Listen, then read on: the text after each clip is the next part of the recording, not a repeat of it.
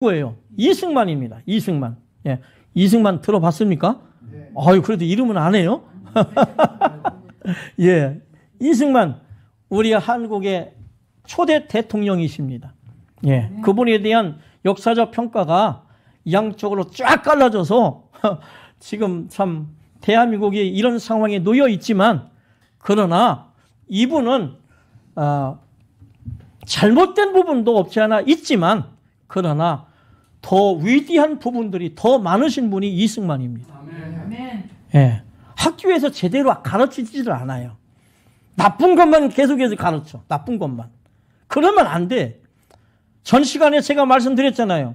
역사를 조명하고 한 집안에 대한 조상을 이야기할 때도 좋은 점을 다 이야기해요. 예를 들자면 제 아버지가, 저희 아버지는 뭐 술 자시고 그런 건 아니에요.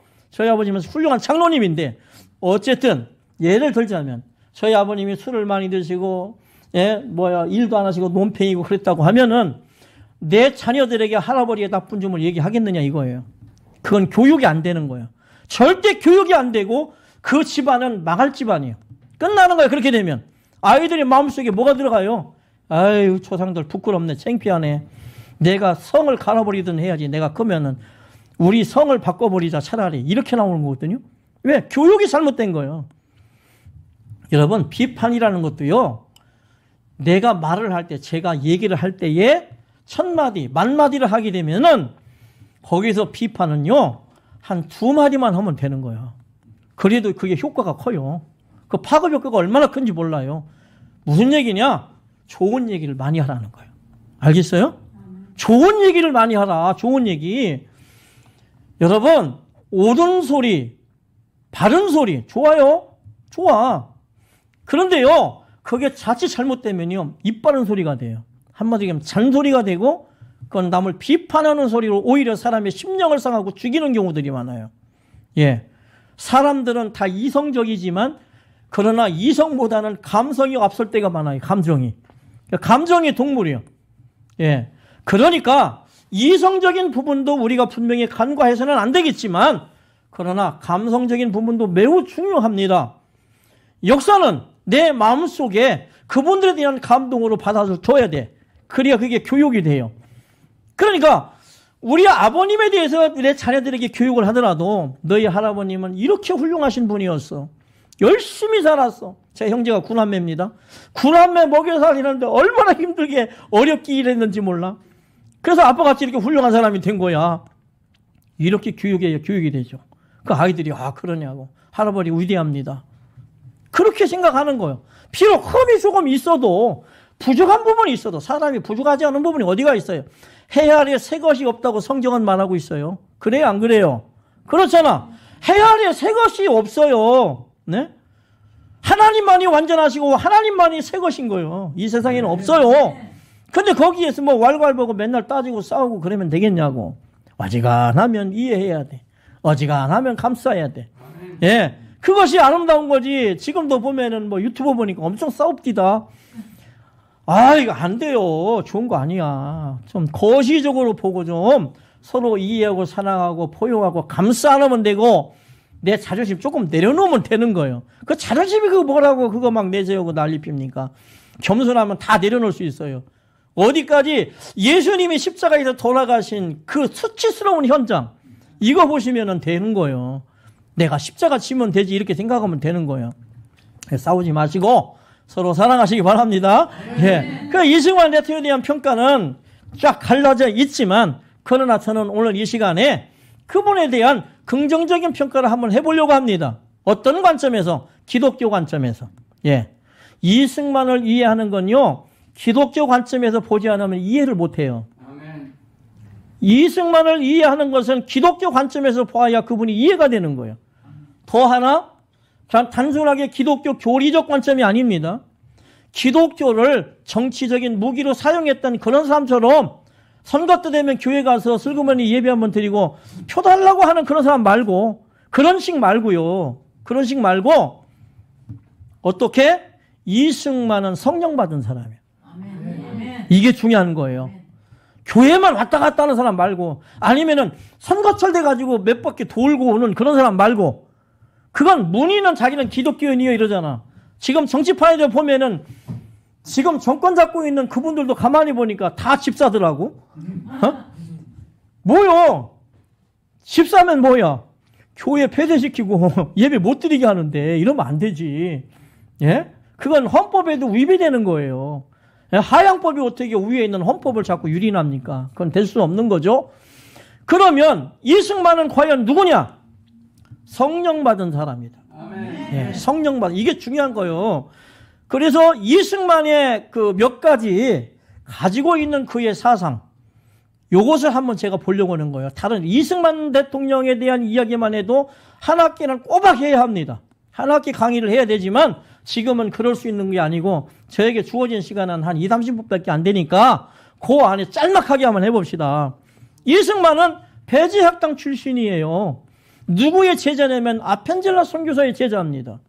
이승만은 원래 사실 배제학당 갈 생각이 전혀 없었어요. 예. 신홍호 형제에 의해서 꼬임당해가지고 결국은 배제학당까지 가게 되는 거죠. 거기 가서 당돌하게 이승만이 아펜젤라 선교사한테 요구한 게 뭡니까? 우리 어머니는 불교고 우리 아버지는 유교인이기 때문에 나는 어머니의 종교와 아버지의 그 유교 사상을 저는 배반할 수 없습니다. 그러니 나에게 예수 믿으라고 하지 마시오, 그거요. 기독교 강요하지 마시오. 저는 영어 공부하러 왔습니다. 이게 이승만입니다. 출발이 그렇게 시작을 합니다. 거기에서 공부를 하는데 영어 공부를 얼마나 열심히 하는지 이거 천재입니다, 천재.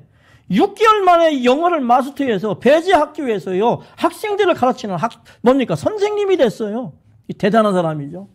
머리가 명석하고 열정이 대단하고 엄청나게 꼼꼼하게 무슨 일을 맡기든 아주 깊이 파고드는 그런 성격입니다. 잘 해냈습니다. 예, 그렇게 하면서 이승만이는 꿈을 키우고 물론 예수를 믿지 않죠. 그때는 배제학교를 가서도 예수를 믿지 않아요. 왜? 약속이니까. 아펜젤러 선교사가 예수 믿으라고 하지 않습니다. 그러나 채플도 드려요. 예배는 드려야지 학생이 본분이니까 또 과목이 있으니까 예배도 드리고 다 합니다. 그런데 이게 참 중요한 거예요. 앉아있어도 스며드는 거예요. 앉아있어도. 예수를 안 믿어도 앉아있어도 어느 순간에 그것이 역사가 나타난다니까요. 그렇게 전도하는 이유는 어쨌든 꿔다는 보리자루 같아도 교회 예배대를 앉혀놓으면 그 안에 뭔가 남는다니까요. 우리 교회 성도 하나가 그런 얘기를 해요. 예수를 믿는지 안 믿는지 교회만 오면 그냥 자고 저쪽 가서 자고 하루 종일 그쪽에 있다가 그냥 가는데 운전수 하는 거예요. 우리 안 집사님, 여자 집사님 운전수요.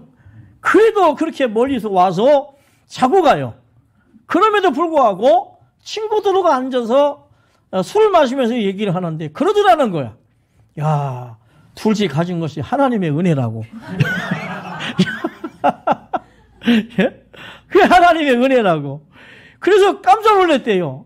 제가 교회 와서 맨날 잠만 자고 하는데 그래도 입에서는 하나님의 은혜라고 말을 하니까 야, 제가 뭐 들었네? 그런데 그 친구가 그러더라는 거예요. 네가 어떻게 입에서 하나님의 은혜라는 말이 나오냐? 응? 내가 어렸을 때 그렇게 전도해도 교회 안 가려고 하더니 아니 네가 어떻게 네 입에서 지금 술 마셔가면서 하나님의 은혜라는 말이 나오냐? 무엇을 얘기하고 싶냐면 어쨌든 교회에 오는 것이 하나님 은혜예요.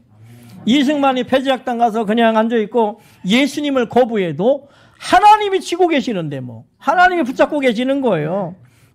다 거두절미하고 어쨌든 배제학당에서 협성회가 조직이 돼서 거기에서 발표도 하고 여러 가지 활동을 하고 그것뿐만 아니라 근대의 민족의식을 일어나고 있는 일들을 자기들이 이제 생각하며 고민하고 이제 발표회도 하고 하면서 발표력도 많이 늘고 민주주의에 대해서 공부도 하고 서자필 선생님을 통해서 민주주의도 공부를 하게 돼서 거기에 획기적으로 이승만이가 이제 깨기 시작했던 것입니다.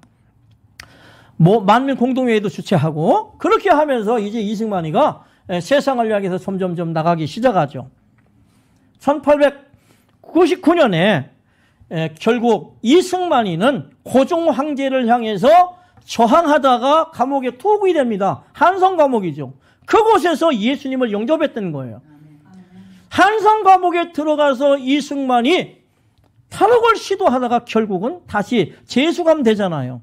친구가 처형당하고 참수를 당하고 이제는 이승만이는 칼을 차고 감옥에, 그 차가운 감옥에, 어두운 감옥에 많은 사람들과 함께 그곳에 있습니다. 수갑을 채우고 족쇄를 채우고 추나기같이 칼을 채운 그런 상황, 움직일 수 없는 상황, 이렇게 묶여있는 상황. 이런 상황에서 이승만이는 죽을 날을 기다려야 되는 거예요. 그나마 세종대왕이 16대 손이라 아직까지 처형을 시키지 않았지요. 뿐만 아니라 누굽니까? 선교사들이 얼마나 탄원서를 많이 내는지 이승만을 죽일 수가 없어요. 못 죽이는 거예요. 왜? 이승만은 명석하고 앞으로 조선의 위대한 거목이고 앞으로 저가 영어도 잘하고 조선에서 영어를 최고 잘하는 저 젊은이를 죽여서는 안 된다. 얼마나 탄원하는지 몰라요.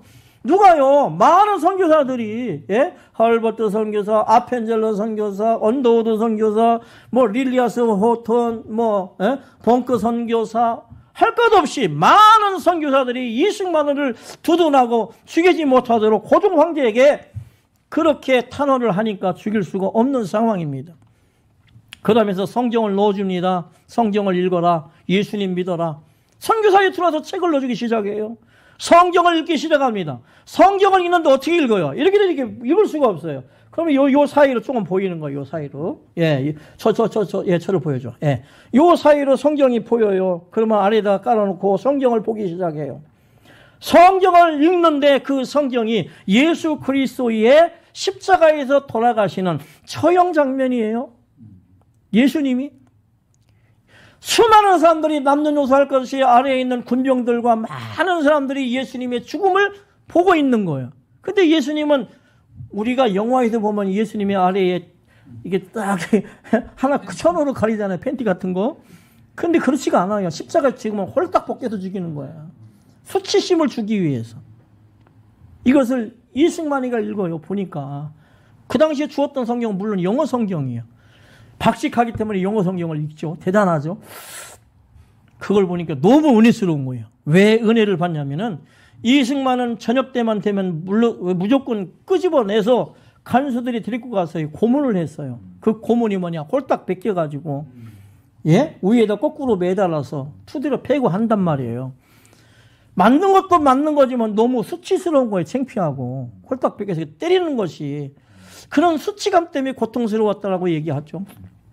그런데 성경을 보니까 마침 예수님이 그렇게 십자가에 들어가시는 보니까 자기는 간수들 있는데도 그런 부끄러움을 당했지만 예수님은 수많은 사람들 앞에서 홀딱 벗겨서 그런 부끄러움을 당하는 모습을 보면서 예수님에 대한 생각이 바뀌고 기독교에 대한 생각이 바뀌고 그때부터 이분이 예수를 영접하기 시작했던 것입니다.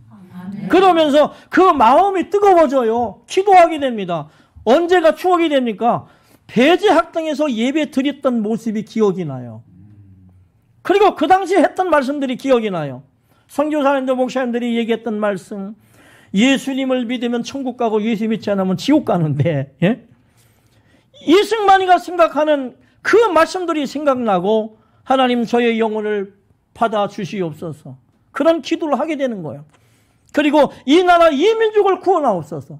나 여기서 감옥에서 나가게 해달라고 기도하지 않습니다. 하나님 나의 영혼을 구원하시고 우리 이 조선 대한민국을 하나님 구원해 주세요. 이것이 이승만의 첫 번째 기도가 되었다는 것을 알 수가 있습니다. 그는 성령 받은 줄로 믿습니다. 그 고통 속에서 밥을 줘도요 반은 모래알이야. 먹을 수가 없어요. 이가 다 나갑니다. 위장이 다 아주 그냥 잘못되는 거죠. 위가 아주 다 상하는 거예요. 주변에 벼력 비인대 할 것 없이 쥐들이 막 득실득실 됩니다. 하루는 어떻습니까? 콜레라가 돌아서 거기에 있는 사람들이 17명이 하루아침에 다 죽어버려요. 이승만이 혼자 있습니다. 사람들이 토하고 죽는 거예요. 이승만에게. 이승만이 이렇게가 앉아있는 게 거의 83cm밖에 안 돼. 83cm 요만해. 이렇게 있는 거야. 그런 상황에서 많은 사람들이 죽어나가는데 어떻습니까? 그 다음날 들어와서 간수들이 다 질질 끌어서 다 대죠. 이승만이 혼자 살았어. 하나님이 그의 생명을 지키신 줄로 믿습니다. 아멘. 그렇게 지켜서 가는 거예요. 그렇게. 예. 그래서 이승만이는 자기가 산 것이 하나님의 은혜고 기적이라고 그렇게 표현하고 있는 거예요. 예. 기적이야, 기적. 하나님께서 그를 쓰시기 위해서 그를 붙잡아 두시는 거예요. 하나님께서. 그렇게 하면서 이승만이가 점점점 이제는 목에 찬 칼도 풀고 수갑도 풀고 족쇄도 풀어요. 왜 그래요? 선교사들이 끊임없는 간청과 탄원 때문에 이제 가명이 되는 거예요. 가명이 돼서 종신형에서 이제는 서서히 내려오게 되는 거죠. 네. 그렇게 해서 이승만이가 그 한성 감옥 안에서야 신학교를 만들어요. 예배를 드리기 시작해요. 거기 있는 학생들을 공부시켜요. 왜? 명석하고 박식하니까. 성경을 가르치기 시작했어요. 성경학교가 열리기 시작합니다. 거기에서 전도한 사람들이 43명이에요. 최초의 전도왕이 누구냐? 진돗개가 아니라니까. 진돗개왕 이거 아니에요.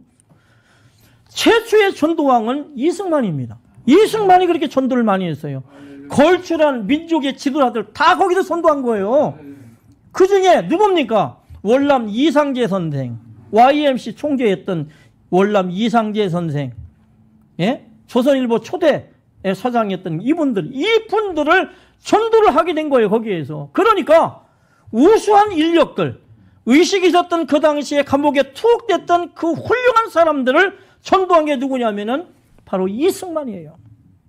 이상재 선생이 전도받고 감옥에서 이제 추록을 해서 집에 갔을 때 하인들을 모아놓고 그 얘기가 있잖아요. 월남 이상재 선생이 하인에게 절을 합니다. 그러니까 깜짝 놀랄 일이지. 한번 생각해 보세요. 그렇죠? 그러면서 이상재 선생이 뭐라고 합니까? 내가 당신들을 부려먹어서 너무너무 죄송하다. 아니 주인이 감옥 갔다 오더니 이게 미쳤나? 주인이 그들에게 자유를 선포하고, 예? 신앙은, 기독교는 자유입니다. 자유야. 그래서 이승만 대통령이 대한민국을 세울 때에 그분의 슬로건이 어디냐면은 갈라디아서 5장 1절 말씀이에요. 뭡니까? 그리스도께서 우리에게 자유를 주셨으니 다시는 종의 멍에를 매지 말라는 거예요. 아멘. 자유를 한번 잃어버리면 자유를 찾기가 쉽지 않은 거예요. 못 찾아요. 찾을 수가 없는 거예요. 얼마나 많은 피를 흘리고 얼마나 많은 희생을 해야 하는지 그것을 누구보다 잘 아는 게 이승만 대통령이에요. 그래서 그분은 갈라디아서 5장 1절로 자유를 그리스도께서 주셨다는 거예요. 진리가 너희를 자유케 한다는 말씀이에요. 이것을 기독교를 통해서 그분이 깨닫고 말씀을 통해서 깨닫고 월남 이상재 선생도 그래서 자유를 선포하는 거예요. 이게 우리의 정신입니다. 그러니까 대한민국에 지금 자유를 상실하면 안 돼요. 우리 이 자유를 지켜야 할 줄로 믿습니다. 보세요. 서서히 자유가 없어지잖아요. 가장 위대한 자유는 뭐예요? 신앙의 자유야. 예? 왜 청교도들이 신대륙을 발견해서 거기까지 옵니까? 뭐 때문에? 신앙의 자유 때문에 오는 거예요. 뭐 추수감사절 유래 잘 알잖아요. 예? 플리머스 항까지 와서 그들이 그곳에서 농사져서 마지막 하나님 앞에 드렸던 제사, 예배, 이게 뭡니까? 추수감사절 유래 아닙니까? 오면서 얼마나 많은 사람들이 죽습니까? 그 신대륙을 발견해서 그 미국이라는 곳에 와가지고 얼마나 많은 사람들이 죽었습니까? 무엇 때문에? 자유 때문에. 신앙의 자유. 근데 지금 대한민국 신앙의 자유가 살아냈어요. 코로나 그것 때문에 예배를 폐쇄시키고 예배를 못 드리게 하고 심지어는 뭐 예배 드렸다고 막 그냥 공권력이 밀고 들어와서 잡아가고 벌금을 300만 원씩 때려버리고 이건요 정상적인 나라가 아니에요. 정상적인 나라가 아니에요. 이 자유 때문에 우리는 싸웠던 거예요. 누가? 이승만이가 자유 때문에 싸웠어요. 그래서 이승만은 그 한성 감옥에서 많은 사람들에게 전도하고 많은 사람들이 예수님을 영접하고 그들을 중심으로 다 거두절미하고 1919년에 있었던 3.1 운동이 그렇게 해서 일어나는 겁니다. 이승만의 영향이에요. 그냥 일어난 게 아니에요. 다 이미 예수 믿고 뭡니까? 상류층에서 이 사람들이요. 이제 3.1운동, 민족 저항 등의 어떤 뭡니까? 무기를 통해서 유혈사태를 유발하기 위한 저항운동이 아니에요. 예, 자유롭게 태극기를 들고 저항운동하기 위해서 일어났던 것입니다. 이 운동의 영향력이 누가 있냐면 이승만 대통령이에요. 거기서뿐만 아니라 이미 미국에서도 이미 그런 부분들을 준비하고 서신을 통해서 민족의 지도자들에게 그것을 알리기 시작했던 거예요. 그래서 이승만이가 이제 가지고 있었던 이분의 사상만 몇 가지 얘기하고 나머지는 다음 기회가 있을지는 모르겠지만 그때 한번 얘기해 봅시다. 이승만이가 가지고 있던 그의 사상, 첫째는 뭡니까? 개인 구원과 국가 구원 이야기예요. 한성 감옥의 회심 사건을 통해서 단순한 이데올로기가 아닌 성령의 역사를 경험했던 사람. 그러니까 성령의 역사를 경험한 사람만이 이승만이 누군지 바로게 이해할 수 있는 거예요. 교회만 다닌다고 이해가 되는 거 아니에요. 교회 다녀도요, 서로요, 이해 못하는 사람들 많다니까. 우리 교회 안에도요, 서로 안 맞아. 성령 받은 부인과 성령 받지 않은 거시기. 맨날 부딪혀요. 야, 오늘 하루 빠져도 돼. 성령 받은 사람 아니야. 나는 끝까지 예배 드려야 돼. 결혼식 오늘 못 가. 가야 돼. 오늘만 날이냐? 다음 주 교회 가도 되는데. 아니야. 나는 먼저 예배 드려야 돼. 응? 대신, 축의금 더 많이 드리고 인사하면 돼. 성령 받은 사람과 그렇지 않은 사람과의 이런 갈등들이, 크고 작은 갈등들이 교회 안에서 무진장 많아요.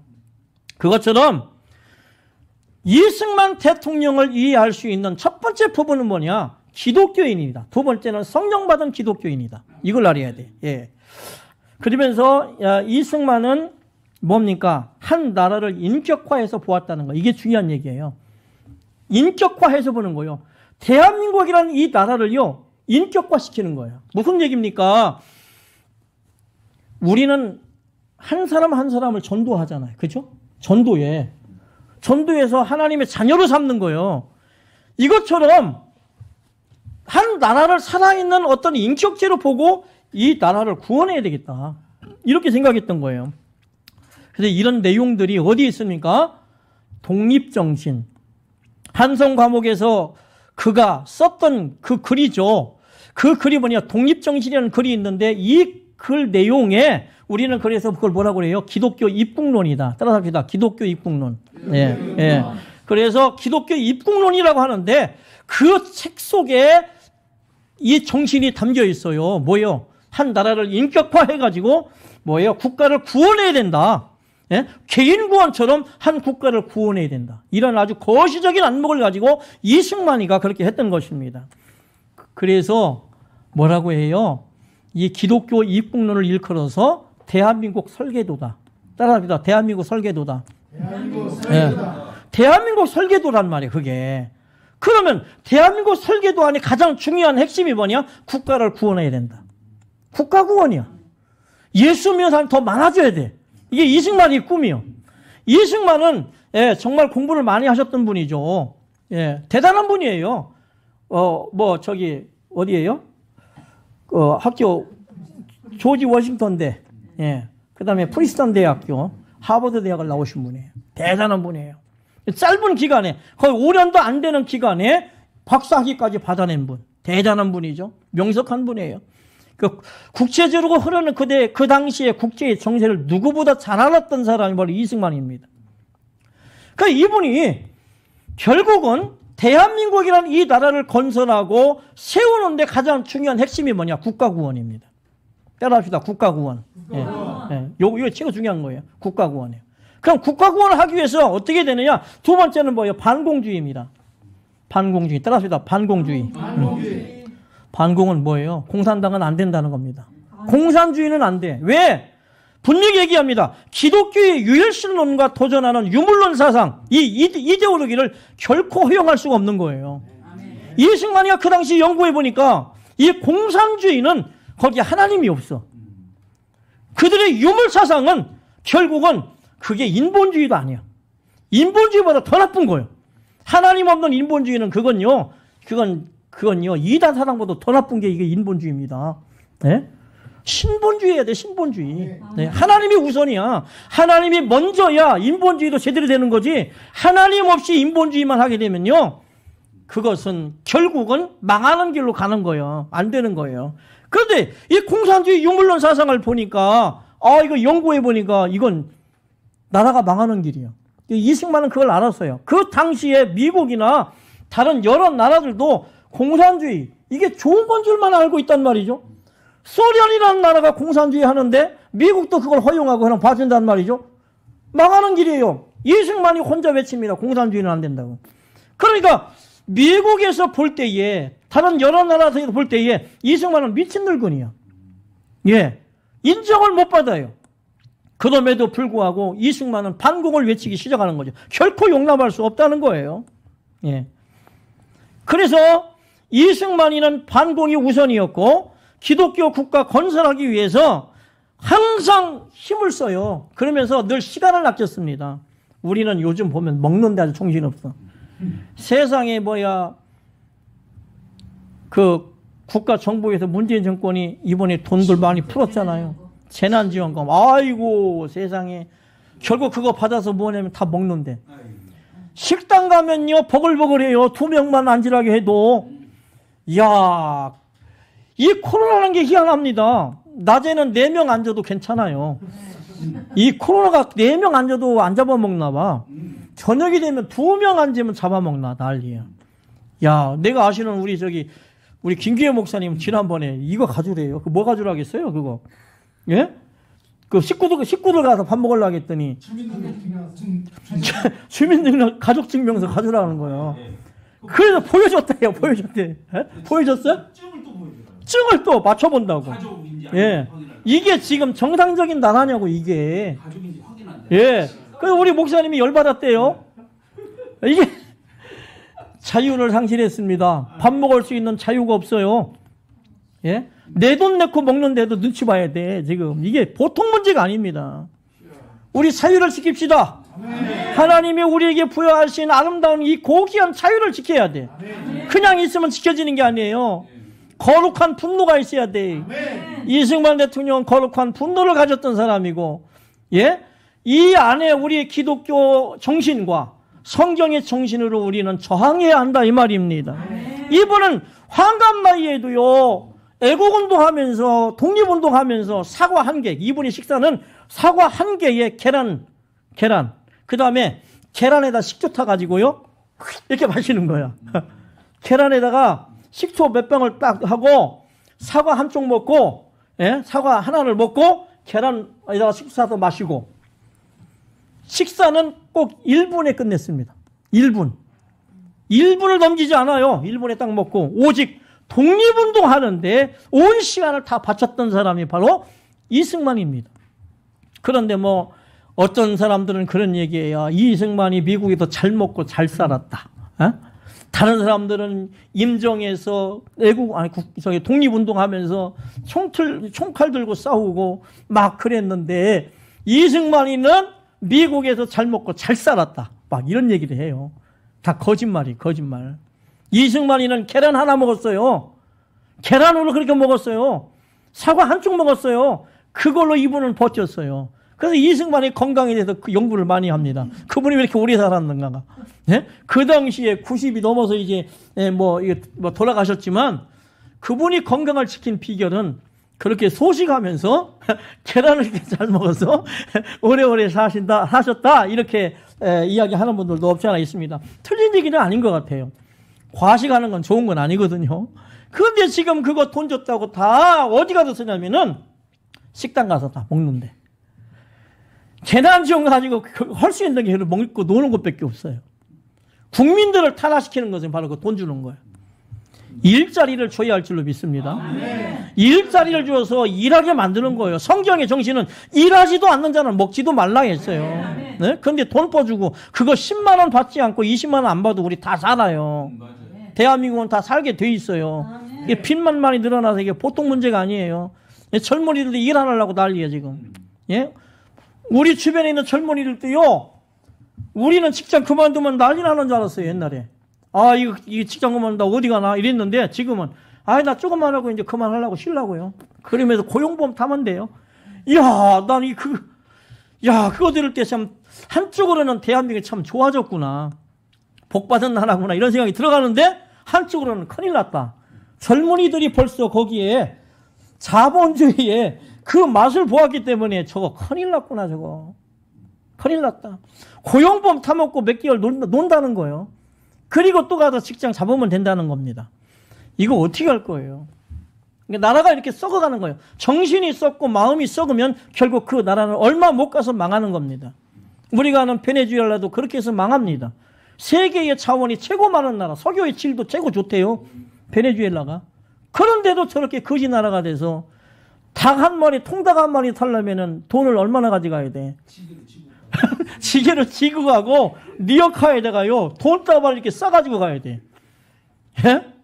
그렇게 돈의 가치가 하락해 버렸습니다. 우리 정신 차려야 합니다. 그래서 이승만은 기독교 국가 건설을 하는데 온 힘을 기울이고 독립운동에 최선을 다했던 사람이에요. 이분은 100만인 구령운동을 합니다. 기독교인이 그 당시에 50만도 안 되는 그런 상황에서 이승만은 전도하면서 독립운동을 했던 사람이에요. 늘 기도 제목이 하나님, 우리 대한민국에, 우리 한국에 기독교인, 그리스도인 100만을 주시옵소서. 월남 이상재 선생도 100만인 구령운동을 바로 이승만과 함께 더불어 같이 연합해서 활동하면서 100만인 놓고 기도했어요. 이승만 대통령이 하와이에 가셔서 돌아가시기 전에 대한민국의 기독교인들을 보니까 100만이 넘었어요. 그 기도가 응답된 줄로 믿습니다. 그렇게 기독교 국가를 만들려고 했던 그의 정신을 우리가 배워야 하는 거예요. 3.1운동 후에 상위 임시정부, 임정을 수립하는데 공헌을 했던 분이 바로 이승만 대통령. 여기저기 임정이 얼마나 많았습니까? 서로 단체 엄청 많은, 우리나라 사람들 특징이 뭡니까? 무슨 단체가 그렇게 많은지, 제피에서 올라가면 너도 나도 다 와버려. 우회에서 사장하는 거 되게 좋아해. 그러니까 그 당시에도 임정이 엄청 많아요. 그걸 통합시키고 하나 되게 하고, 상해 임시정부를 만들어서 뭡니까?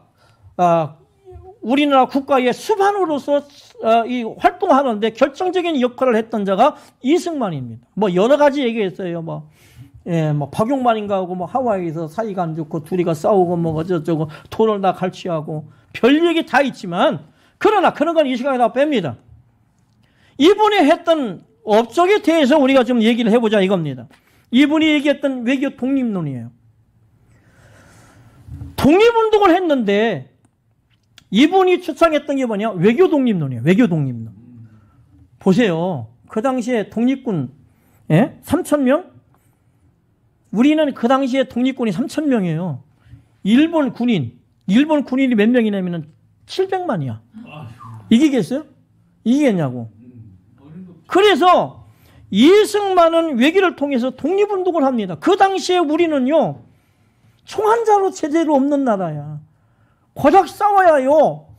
작대기 들고, 낫 들고 이런 거요.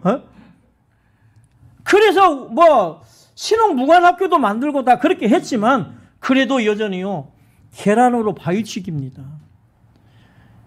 미국은 항공모함을 가지고, 군함을 가지고, 그리고 비행기를 가지고, 카미카제 특공대 알잖아요. 우리 진주만 폭격할 때 봤잖아요. 그렇게 무장한 나라입니다. 그런 나라에 독립운동을 한다고 해서 우리가 뭡니까? 무기를 들고 싸운다? 이거 쉽지 않은 거예요. 물론 게릴라전도 필요했었겠죠. 나는 이분들을 폄하하거나 그렇게 하고 싶지 않습니다. 왜? 위대한 분들이에요. 대단한 분들이에요. 그분들도 자기의 목숨을 내놓고 싸우는 건 쉽지 않아요. 그러나 중요한 것은 얼마나 우리가 실효성을 거둘 수 있는가가 중요한 문제거든요. 예를 들자면 일본 헌병들이나 군인들 몇 명 죽였어요. 일본은요, 일당백입니다. 일본 군인 한 사람을 죽이면 너희들은 100명을 죽인다는 거야. 그러니까 우리가 승전했다고 해도 자랑하고 좋아할 때가 아니에요. 일본 군대가 와서요, 완전히 그 마을 전체를 다 쑥대밭을 만들어버려요. 민간인 다 죽여버려요. 다 학살시켜버리는 거예요. 수만 명을 그냥 죽여버리는 거예요. 과연 그것이 맞느냐? 독립 노선에 대해서 그래서 이승만은 임정에서도 끝까지 고집 부린 것이 뭐냐면 외교 독립론이다.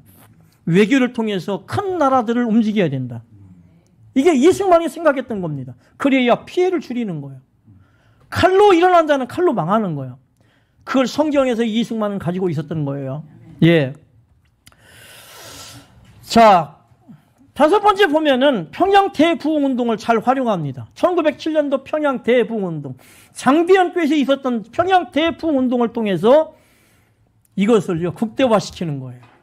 미국 교회에 알리기 시작하는 거예요. 미국 교회에. 봐라. 이 조선에서, 작은 나라에서, 가난한 나라에서 너희들이 전한 복음을 통해서 드디어 조선에 어마어마한 부흥의 역사가 나타났다. 이게 평양 대부흥운동이에요. 네. 제2의 예루살렘이라고 하는 평양에서 일어난 엄청난 부흥의 사건, 이것이 세계에 일어났던 부흥 사건과 웨일즈 부흥 사건, 그보다도 더하죠. 엄청난 부흥이 이렇게 조선에 일어나고 있는데 미국의 교회가 가만히 있을 수 있겠는가? 돌아다니면서 강연을 하는 거예요. 누가? 이승만이가. 돌아다니면서 강연해. 그래서 조선을 여러분들이 도와줘야 된다. 조선을 도와주지 않으면 이 조선은 안 된다. 우리의 형제들 아니냐? 우리 형제들 너희들이 도와야 한다. 그래서 미국의 교회와 지도자들을 계몽시키는 데 결정적인 역할을 한 게 누구냐면 이승만입니다.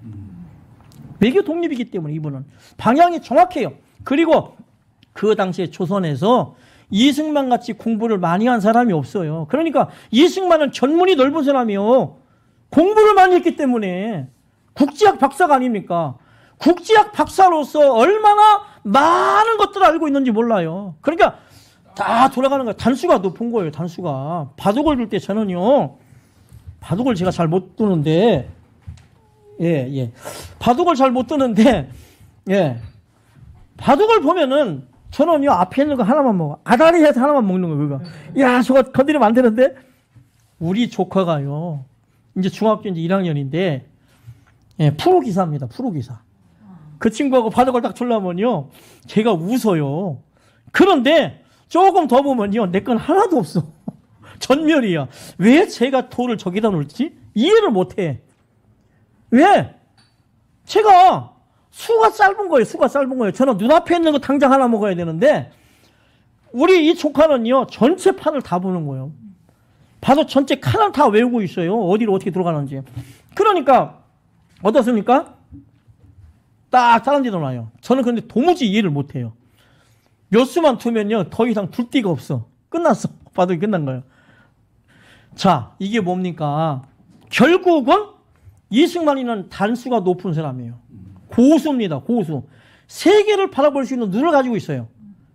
그 당시 우리나라 독립운동했던 분들 대부분 뭡니까? 조선이나 고작 아리아, 중국이나 일본 이쪽 아닙니까? 이승만은 세계 국제 무대에서 있던 사람이에요. 그렇기 때문에 그 당시에 세계 걸출한 지도자들을 만났던 위대한 사람이 바로 이승만이라 이 말이에요. 이분이 주장한 거 또 하나 있어요. 그게 뭐냐면 여섯 번째 동양평화론입니다.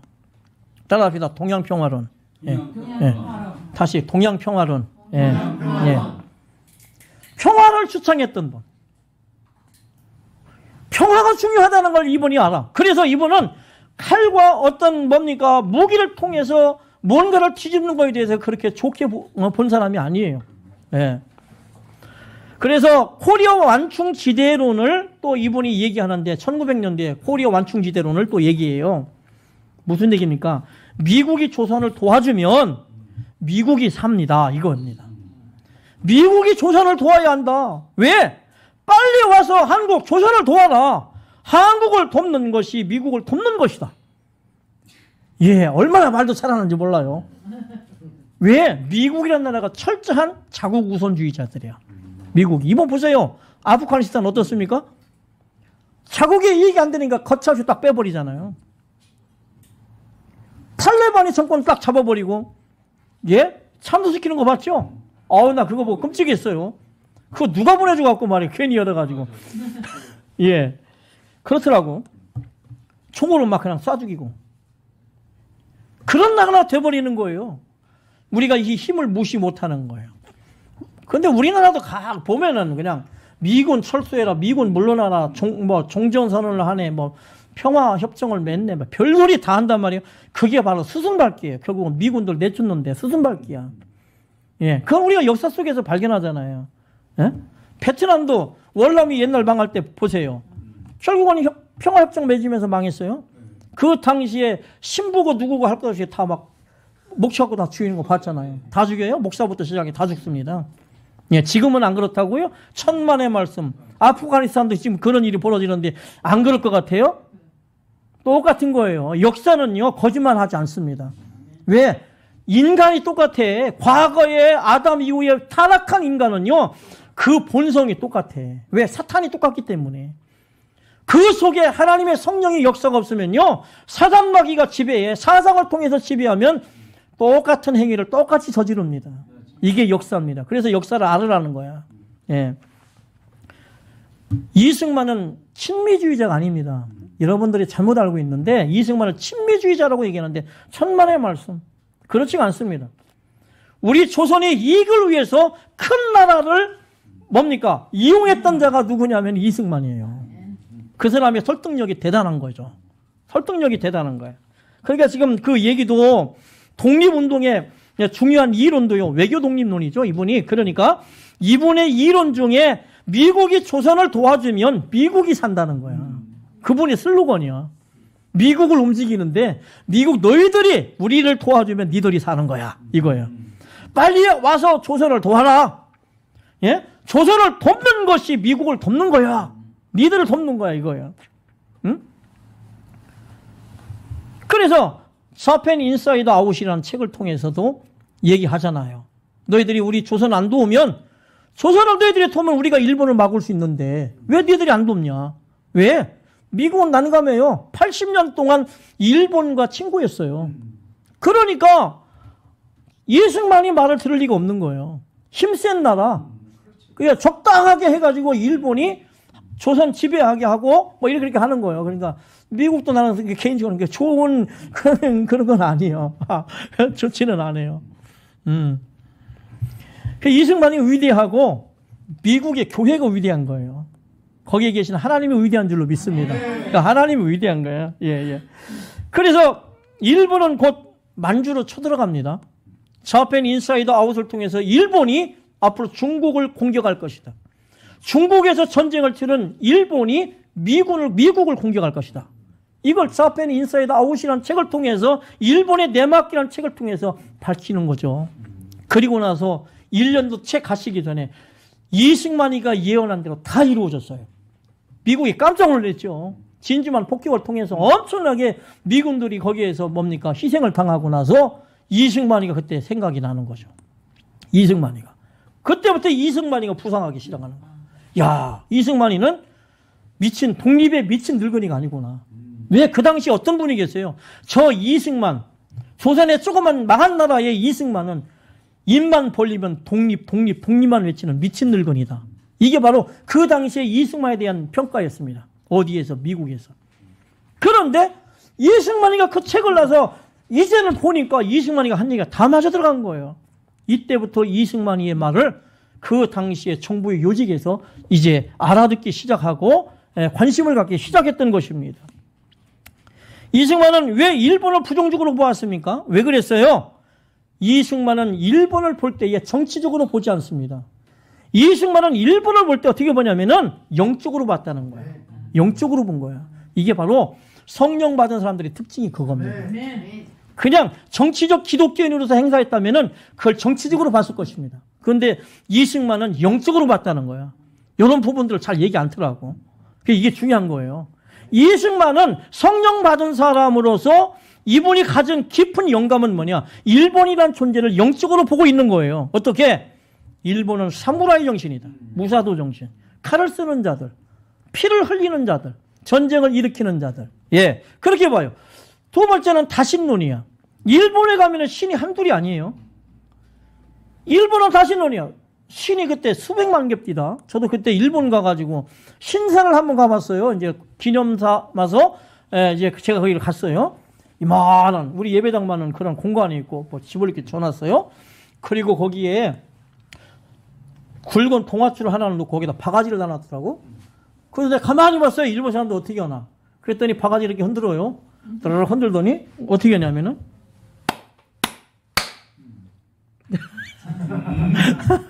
별거 아닙니다. 신사참배라는 게 그런 거더라고요, 보니까. 예. 야, 왜 우리 주기철 목사님이 저것을 안 했을까나. 예? 그렇게 해요. 예, 그럼에도 복 달라고 합디다. 근데 그 당시 제가 벌써 한 10년 넘었네요, 거기 간 데가. 그 당시에도 신이 뭐 그냥 막 700만인가 몇만이나 갑니다, 그 신이. 지금은 더 많이 늘어났겠네요, 신이. 1000만 넘었나도 모르겠어요. 다신론입니다. 신이 그렇게 많아요. 천황을 숭배합니다. 천황 숭배. 우상 숭배죠. 전쟁 귀신을 섬깁니다. 우상 숭배입니다. 이런 숭배 문화가 일본의 문화예요. 그래서 이승만은 이것을 영적으로 보면서 죽음의 영이 일본을 지배하고 있다. 죽음의 영이. 그래서 반드시 일본은 망하게 돼 있다는 거예요. 그러나 우리가 만들어지는 이 자유 대한민국, 앞으로 만들어질 이 조선의 새로운 나라는 영적인 나라, 아멘. 하나님이 함께하는 나라, 아멘. 국가 구원론을 이루어서, 예? 국가 구원론을 이루어서 동양 평화를 선도할 수 있다는 거야. 아멘. 예, 왜? 우리에게는 신은 오직 하나님 한 분밖에 없다는 거예요. 이게 이승만이의 생각이고 이승만이의 신앙이요, 그게. 이승만이의 신앙. 기독교인들이요, 우리 그리스도인들이요, 정신 차리십시오. 이승만이 그런 사람이에요. 그렇게 해서 우리 기독교 하나님의 말씀 성경을 중심으로 세워진 나라가 바로 이 대한민국이요. 자유 대한민국. 자, 여기만 하고 마칩시다. 배제학당 출신의 독립운동가도 한번 봅시다. 배제학당 출신. 거기에 주시경 선생이 있어. 여러분 알아요? 최초의 성경학자. 물론 주시경 선생의 그 스승이 누구냐면 할버트 선교사예요. 아리랑을 세계에 보고만 버리는 할버트 선교사예요. 대단한 분이에요. 이분이 국민훈장, 건국훈장을 받으신 분이에요. 외국인으로서 유일하게. 할버트 선교사. 대단한 분입니다. 그래서 이 주시경 선생은 한글 지키기 위해서 일제침략에 항거한 그런 국어학자 주시경 선생인데 이분이 그냥 이승만 대통령과 절친이에요. 한성 감옥에 있을 때에 육철포락에도 총 2자리를 몰래 감옥에다 넣어준 사람이 그냥 주시경 선생이야. 그러면 주시경 선생은 그 총을 누구한테 받았냐? 상동감리교회의 두 번째 목사였던 스크랜턴의 제자였던 전덕기 목사. 그분이 총 준비해가지고 주시경을 주고 주시경이 이승만을 이제 넣어주었어요. 그걸로 총을 빵 쐈는데 간수가 안 죽었지. 그런데 거기 옆에 있는 최암흑이었었는데 그분이 쏜 총이 맞은 거예요. 부상을 입어요. 이승만은 총을 쏠려고 했는데 총이 안 나갔어. 그것이 하나님의 은혜였다라고 그분은 기록하고 있어요. 만약에 말했으면 그 사람도 참수당해 거기서. 이 사람은 친구 하나 참수당했어요. 그러니까 하나님의 은혜였어요. 총알까지도 하나님이 주관하시는 거야. 안 나가게 하신 하나님. 예. 이 주시경이 바로 이승만과의 절친입니다. 그 다음에 김수월 아시죠? 예, 진달래꽃으로 유명하죠. 민족 정서를 대변한 대표 시인입니다. 예, 현실 인식과 민족주의적이고 민족혼에 대한 색채가 강하게 부각된 그 선교사가 김수월이에요. 예, 저기 시인이 바로 김수월이죠. 이분이 배제학당 출신입니다. 윤치호 잘 알죠? 서재필, 이상재 등과 독립협회를 주도했던 분입니다. 윤치호. 서재필이 추방당하자 독립협회 회장을 맡아가지고 만민 공동회의를 개최했던 분이 바로 윤치호입니다. 자주권 수호와 자유, 민권 보장, 근대적 자강 체제에 수립을 했던 분, 자주적 근대화 운동을 주도했던 사람이 바로 윤치호 선생님이십니다. 지청전이 있습니다. 이분도 배제학당 출신입니다. 임정 광복군 총사령관을 지냈던 사람, 초대 무임 소장관을 역임했던 이런 분입니다. 오성근 의학자입니다. 사회사업가로서 세브란스 첫 한국인 교수가 됐던 분이에요. 학장에도 취임했던 분. 이런 분들이 배제학당 출신이에요. 이 배제학당을 우리가 우습게 생각하면 절대 안 되는 거야. 누가 만든 학교냐? 아펜젤러 선교사가 만들었어요. 불과 나이도 27살밖에 안 됐던 그 젊은이가 이러한 민족의 걸출한 위대한 지도자들을 양성해낸 그 학교가 배제 학교입니다.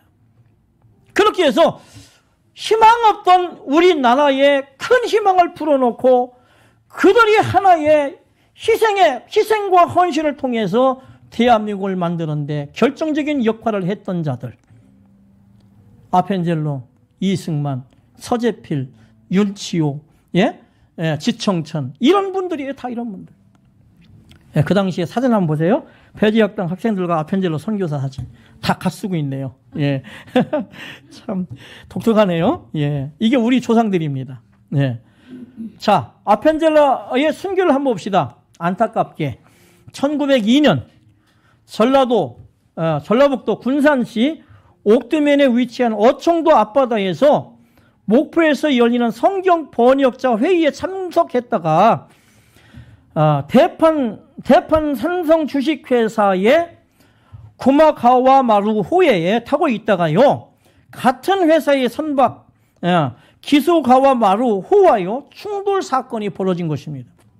바다에서 충돌했어요. 바다에서 대청도 그 어청도 앞바다에서 충돌을 한 거예요. 그러면 뭐 어떻게 되겠어요? 벼가 파손하면서 이제 결국은 뒤집어지고 가라앉고 그러겠죠.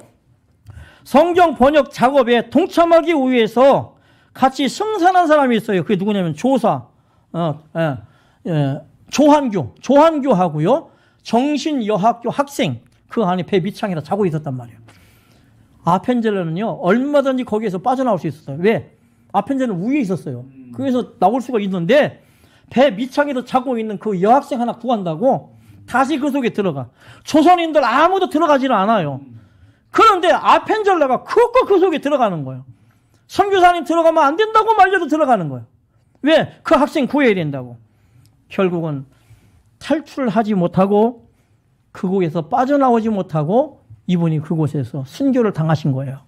아직도 그분의 시신을 찾을 수가 없어요. 너무 안타깝죠? 예. 여러분, 아펜젤로 선교사가 그렇게 안타깝게 젊은 나이에 44세입니다. 그 나이에 이 세상을 떠났어요. 하나님의 부르심을 받았어요. 아펜젤로의 자녀들도 아버지의 뒤를 이어서 한국에서 일평생 교육 선교사로 헌신을 하게 되는데, 아펜젤로 선교사를 기념하기 위해서 양화진에 아펜젤로 아버지의 묘비를 하나 세우죠. 거기다가 묘비를 세우고 시신이 없는 비석을 세우고 무덤을 저렇게 만들었어요. 그리고 나서 아버지가 외로우실까 봐 자신들도 한국에서 헌신하고 아버지 옆에 무덤을 만든 거예요. 얼마나 위대합니까? 네. 아들 아펜젤로 2세는 일제의 탄압 속에서도 배제학당의 교장과 이사장으로 일을 했습니다. 딸 앨리스 레베카 아펜젤로도요, 이화 학당을 이제 맡아갖고 학당장을 했어요. 1925년 이화 여자 전문학교로 성격시키고요, 초대 교장이 되어서 섬겼던 것입니다. 그렇게 해서 지금은 위대한 학교가 됐잖아요. 이 이화여대가 됐잖아요. 물론 누굽니까? 메리 스크랜턴, 윌리엄 스크랜턴의 어머니가 세운 학교지만 이어서 그 학교를 발전시켰던 위대한 인물입니다. 이게 아펜젤로의 딸입니다. 보게 되면은 아펜젤로 2세의 모습이요. 묘비하고, 자, 저걸 잘 보세요. 저렇게 이분들이 희생해서 지금 양화진에 묻혀 계십니다. 아버지와 함께 묻혀 있어요. 결론입니다. 1902년 마지막 죽는 순간까지 한 점 부끄러움 없이 말씀 앞에 최선을 다했던 이 시대의 아름다운 그는 언도도 못지않은 이 시대의 위대한 모델이었습니다. 그는 일생 동안 일기를 썼습니다. 그의 일기가 미국의 유니온 신학교에 소장되어 있습니다. 그가 조선에 온 지 17년 동안, 그리고 그의 나이 44살, 세마포와 같은 깨끗한 심령을 가졌던 그것은요, 매일같이 어떻습니까? 일기를 쓰므로 자기 성찰을 했어요. 한 점의 때가 묻지 않은 그런 거룩한 심령을 가지고 선교에 이바지했던 분입니다. 흔히 다른 사람들이 빠질 수 있는 매너리즘에 빠지지 않았지요. 마지막에 하늘이 미랄이 되었습니다. 그의 시체를 지금도 찾을 수 없고 양화진에 안장되어 계시지만 2년 그의 순교는 너무 중요한 의미가 있습니다. 1905년 원산 대부흥운동, 하리 선교사가 일어나죠. 그게 언제예요? 1903년이죠. 1903년. 2년 후에 1903년도 원산 대부흥운동이 일어나. 이 하리 선교사예요. 감리교 선교사입니다. 이 영향이 어디에서 출발했는가? 우리가 연구를 해보면 아펜젤러 선교사의 그의 희생과 헌신, 이것 때문에 불이 붙기 시작했어요. 물론 중국에 있었던 그 선교사들, 여선교사들 들어오면서 성경부를 통해서 놀라운 역사도 나타났지만, 그러나 조선 땅에서는 아펜젤러 선교사의 영향이 있었어요.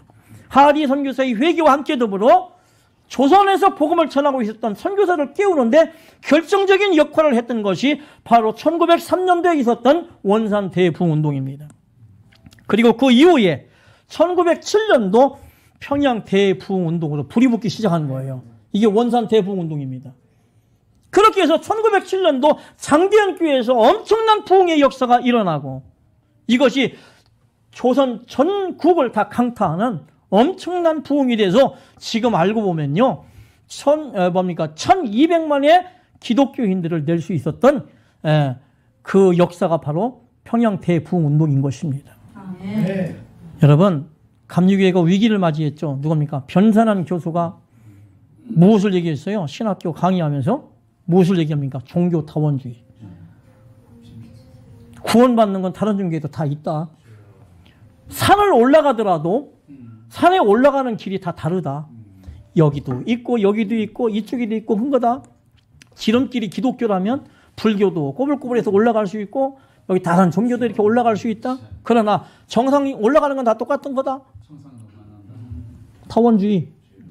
변산한 교수 이분이 그런 얘기를 해서 감리교가 위기를 겪고 감리교를 말아먹을 것처럼 그랬지만은 아펜젤러의 순교가 감리교를 이끌어가는 원동력이 된 줄로 믿습니다. 네.